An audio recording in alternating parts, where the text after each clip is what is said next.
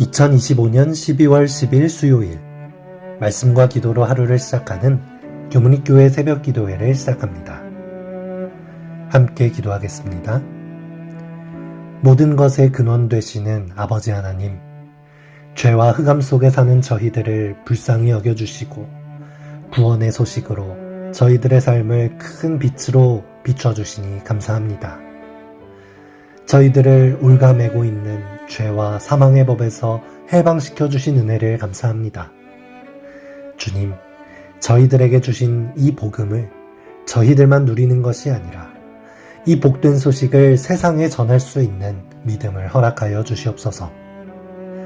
세상의 일에 분주하여 복음을 전하는 일에 침묵하고 있지는 않은지 이 연말 저희들의 삶을 돌아봅니다. 다시 한번 저희들의 마음을 정결케 하시고 성령의 능력을 더하셔서 새 천사의 기별을 감당하는 참된 성도 될 수 있도록 힘 더하여 주시옵소서. 예수님의 이름으로 간절히 기도드리옵나이다. 아멘. 성도 여러분 안녕하십니까? 한 주의 절반을 지나가는 수요일입니다. 오늘은 선지자와 왕 26장 세 번째 시간으로 힘써 소리를 높이라 라는 주제로 우리가 가진 사명에 대해 묵상해 보려고 합니다. 먼저 하나님의 말씀 이사야 40장 9절의 말씀을 보시겠습니다. 아름다운 소식을 시온에 전하는 자여, 너는 높은 산에 오르라. 아름다운 소식을 예루살렘에 전하는 자여, 너는 힘써 소리를 높이라. 두려워하지 말고 소리를 높여 유다의 성읍들에게 이르기를 너희 하나님을 보라 하라. 우리는 월요일과 화요일 동안 위로의 기별을 주신 하나님, 그리고 변하지 않는 약속을 주신 하나님의 모습을 묵상하였습니다. 이사야 40장은 그 이후 우리에게 사명을 주시는 하나님을 선포하고 있습니다. 그것은 바로 높은 산에 올라가 힘써 소리를 높이라는 명령이었습니다. 하나님께서 주신 위로와 약속, 그리고 구원의 소식, 이 아름다운 소식을 세상에 전하라는 것입니다.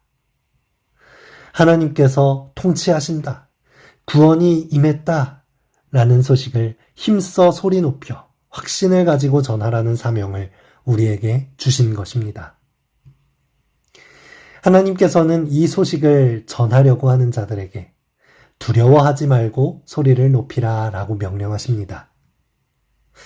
우리는 때로 세상의 벽 앞에서 두려움을 느낍니다. 나는 구원받고 행복한데 이것을 상대방에게 전했을 때 마찬가지로 복음으로 전해질까? 전도가 미덕이 되지 않는 이 시대에 두려움을 느끼는 것이죠.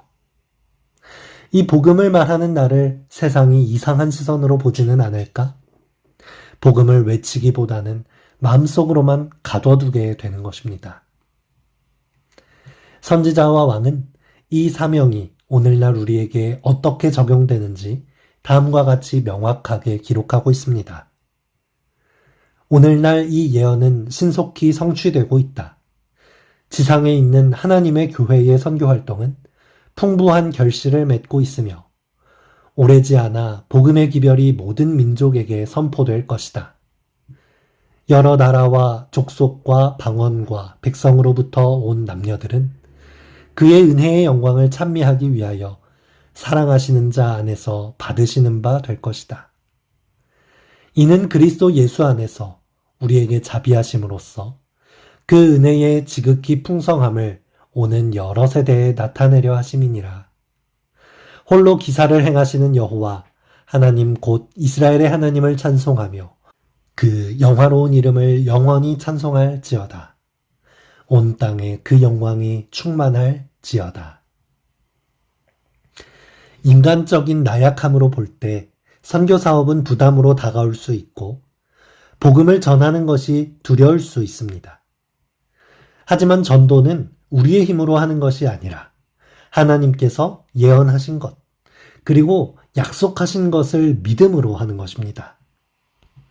하나님께서 이미 승리하신 그 승리에 동참함으로 하는 것입니다. 오늘날 우리가 사는 세상은 이사야 시대만큼이나 어둡습니다.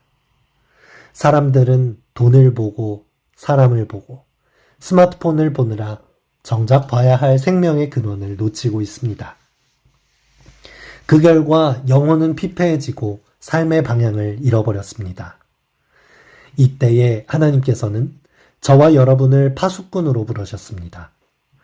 복음의 나팔을 불어서 사람들에게 경각심을 주고 하나님께 돌아올 수 있도록 복음을 전해야 하는 사명이 우리에게 있는 것입니다.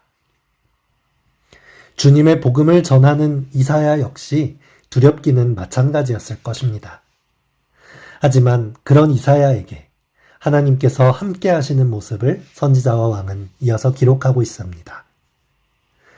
성전 마당에 있을 때에 본 계시에서 이사야는 이스라엘의 하나님의 품성을 밝히 보았다. 지존무상하며 영원히 거하며 거룩하다 이름하는 자가 크신 위엄으로 그의 앞에 나타났으나 선지자는 주님의 자비로운 성품을 이해할 수 있었다. 높고 거룩한 곳에 거하시는 하나님은 또한 통회하고 마음이 겸손한 자와 함께 거하시니 이는 겸손한 자의 영을 소생케 하며 통회하는 자의 마음을 소성케 하려 함이라. 이사야의 입술에 숯불을 대라는 사명을 받은 천사는 그에게 내 악이 제하여졌고 내 죄가 사하여졌느니라는 기별을 전해 주었다. 전지전능하신 하나님께서 때로는 너무 멀리 계신 것 같지만 하나님께서는 그와 동시에 사명을 다하는 우리와 함께하고 계신다는 사실입니다. 나 같은 죄인이 무엇을 전할 수 있을까 두려워하며 나는 그럴 자격이 없다고 죄책감에 시달릴 때 하나님께서는 친히 우리의 입술에 숯불을 대시고 우리의 모든 죄악을 사해 주시는 분이신 것입니다.